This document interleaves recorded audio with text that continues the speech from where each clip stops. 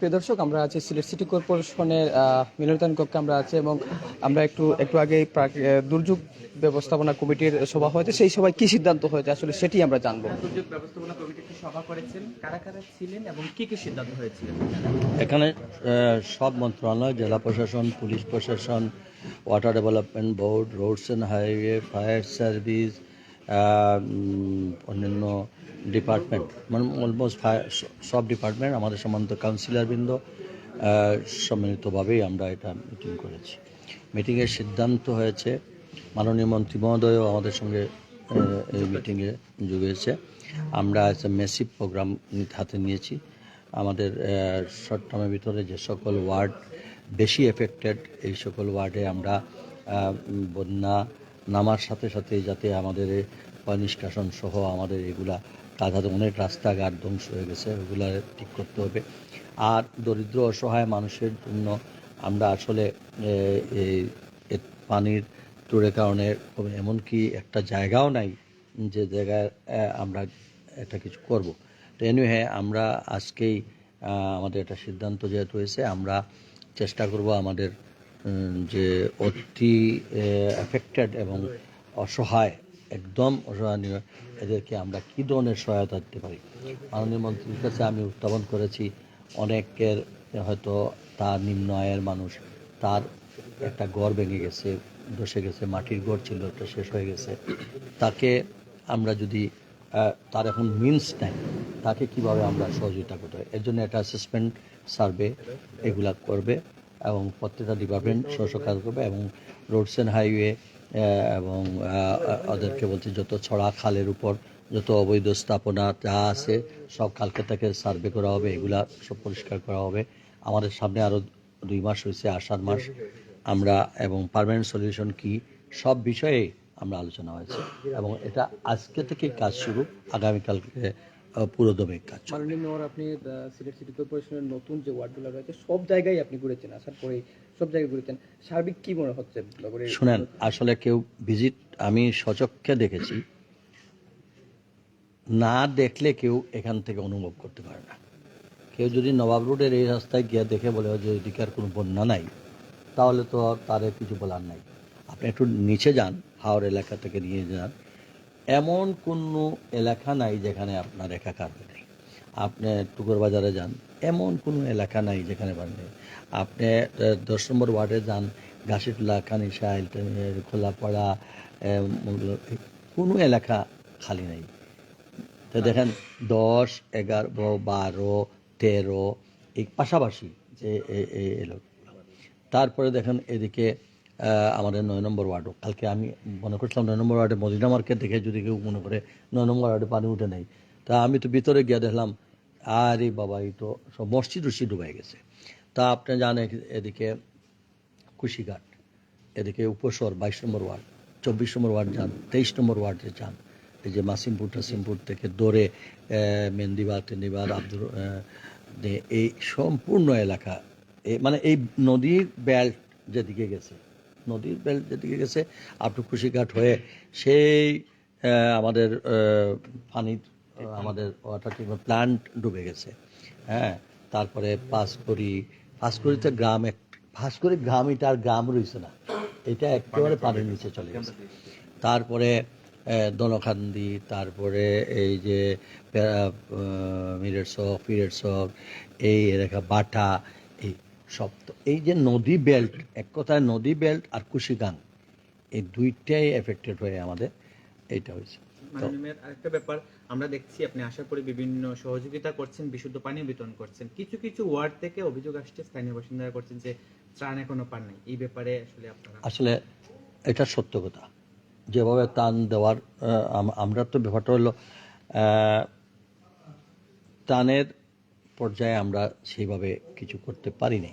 যেটুকু করা হয়েছে স্থানীয় কাউন্সিলররা তারা নিজ উদ্যোগে করেছেন। আর আমাদের তরফ থেকে আমরা লেটেস্ট আমি আসার পরে খিচুড়ি করে, এটা ইজ নট এ সাফিসিয়েন্ট, এটা কোনো দ্রব্যের মধ্যে পড়ে না। কিন্তু এত বিশাল এলাকা এফেক্টেড হয়েছে, আমরা একক হানি দিয়ে আর একবেলা দিয়ে তো মানুষকে কতটা করবেন, কতটা চাউল দিলেই তো সে রান্না করবে কোথায়, তার তো রান্নারও জায়গা নাই।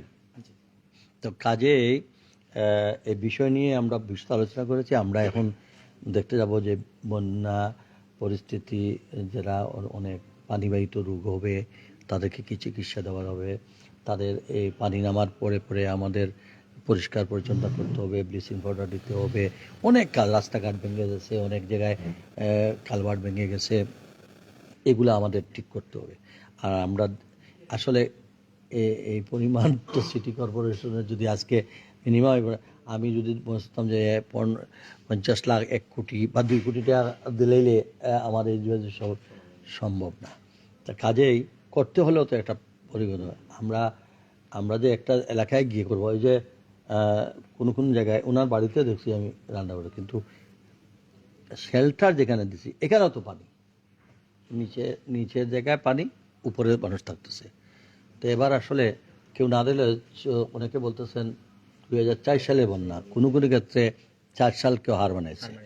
আর পানির স্পিডটা, এটা পাহাড়ি ঢল, বুঝতে হবে এই আসামের এই পানির ঢল যে কারেন্ট নিয়ে আসতেছে, এই পানির তুড়ের সামনে তো কিছু দাঁড়ানো যায় না। কালকে একটু হাওয়ারে বাতাসে আমি নৌকা চালাইতে পারি না, ধাক্কায় নিয়ে চলে আসছে। তো কাজেই একটু আমি মনে করি আমাদের বিত্তশালী ভাই বোনরা আছেন, জনগণকে এগিয়ে আসতে হবে। আপনারা যার যার অবস্থান থেকে সদগায়ে জারিয়া হিসাবে আপনারা মানুষের পাশে দাঁড়ান। আমি আমার পরিষদকে নিয়ে আমরা আমাদের যতটুকু সম্ভব সর্বাত্মকভাবে আমরা সহযোগিতা। মাননীয় পররাষ্ট্রমন্ত্রী আপনার সঙ্গে কি কথা বলেছেন যে এই বিষয়ে পাঠাতে? উনি বলেছেন ওনার কাছে দিয়ে দিছি, আমাদের কাছে 10 টন আর 3 টন 13 টন চাউল আর 2 লক্ষ টাকা আছে। তাই আমি এই 10 টন চাউল আর 13 টন চাউল নিয়ে আমি আমার পরিষদের সদস্যদের কার কাছে দেবো? আমি প্রত্যেকটা ওয়ার্ডের মধ্যে অন্ততপক্ষে 5 টন 6 টন করে লাগতেছে। তা যাই হোক, আমরা আমাদের চাহিদাপত্র দিছি। মন্ত্রী মহোদয় বলেছেন যে এটাকে বিবেচনা করার জন্য। তো দেখা যাক কি হয়। একটা প্রশ্ন ছিল আমার, যে বন্যা যে 2004 সাল কেউ হার মানিয়েছে, আপনি বলছেন যে বিভিন্ন বাসাবাড়িতে অভিজাত এলাকাগুলোতে এমন পানি উঠেছে যে বর্তমানে সবচেয়ে বড় সমস্যা হচ্ছে দুর্গন্ধ। আমরা কিছুক্ষণ আগে বেশ কয়েক জায়গায় পরিস্থিতি দেখাচ্ছিলাম, তখন অনেকে বলছেন যে এখন বর্তমান সময়ে আসলে তারা যে বসবাস করবে সেটা আসলে দুর্গন্ধ হচ্ছে সবচেয়ে বড় সমস্যা। আমি আগে কি বললাম, পানি নেওয়ার সঙ্গে আমাদেরকে এই পানি এটা পরিষ্কার করে ব্লিচিং পাউডারটা দিয়ে এটাকে পরিষ্কার করতে হবে। আমরা সেই ধরনের প্রস্তুতি নিয়ে রাখছি, আমরা কাজ শুরু হবে। আর যেমন গৃহায়ন অধিদপ্তর, উপশহর প্লট দিয়েছে ওনারা, নিয়ন্ত্রণ করেন ওনারা। এইখানে সিটি কর্পোরেশনে কি আমরা রাস্তা করে দেই, বিদ্যুতের বাতি জ্বালাই, তারা ঘরের পারমিশন দেয়, তারা প্লট দেয়, তারা নিয়ন্ত্রণ করে। তাদেরকে আজকে মিটিংও আমি ডাকছি, আর আমি এই ব্যাপারে উচ্চতর উপরে আমি এটা জানাবো। তারা আমাদের সঙ্গে যোগাযোগই করে, আমরা বারবার চিঠি দিয়েছি, সব ডিপার্টমেন্ট আছে, তারা আসে না। তো তাদের তো দায়িত্ব আছে। তো কাজেই যেমন হাউজিং স্টেট, এটা জেলা পরিষদ নিয়ম, বাট তারা তো কোঅপারেশন করতেছে। গৃহায়ন অধিদপ্তর কোনো কিছুতে আসে না। এই যে ময়লা পালাবো খুঁজে, ওই জায়গাটা আমরা বারবার তুলে দিয়েছে। তুমি এত বড় একটা হাউজিং প্রকল্প করলা, এখানে STS এর ব্যবস্থা করবে না, বিশুদ্ধ পানির ব্যবস্থা করবে না। তুমি নিজেই মূলত বাড়িটা তৈরি করার আগে ওয়াটার লেভেল থেকে 4 ফিট নিচে তুমি মানুষকে পট দিয়ে দিছো। তোমাদের একটা প্ল্যানিং থাকা উচিত ছিল যে নদীর থেকে কতটুকু উঁচা। এটা হাওড় এলাকায় প্রজেক্ট করে মানুষের কাছে সমঝাই দিয়ে দিছো। আচ্ছা, জনগণ কি বুঝে যে ওয়াটার লেভেলের নিচে আছে কিনা? সেটা তো দায়িত্ব ছিল ওদের। তো যাই হোক, এটা দুর্ভাগ্য আমাদের, এটা এখন অপরিকল্পিতভাবে এটা গড়ে ওঠা, এটা যে প্রাকৃতিক দুর্যোগ মোকাবেলায় দুর্যোগের ব্যবস্থাপনায় যে সিদ্ধান্তগুলো হয়েছে সেটি কিন্তু সিদ্ধান্ত আকারে বেশ কিছু সিদ্ধান্ত হয়েছে, এবং মাননীয় পররাষ্ট্রমন্ত্রী ডক্টর A.K. আব্দুল মমিনও কিন্তু এ বিষয়ে বেশ কিছু আন্তরিক সিদ্ধান্ত দিয়েছেন। তো এই ছিল সিলেটের বন্যা পরিস্থিতি নিয়ে যে সিদ্ধান্তগুলো হয়েছিল, সে বন্যা পরিস্থিতির সিদ্ধান্তের সর্বশেষ। আরো কিছু জায়গায় কিন্তু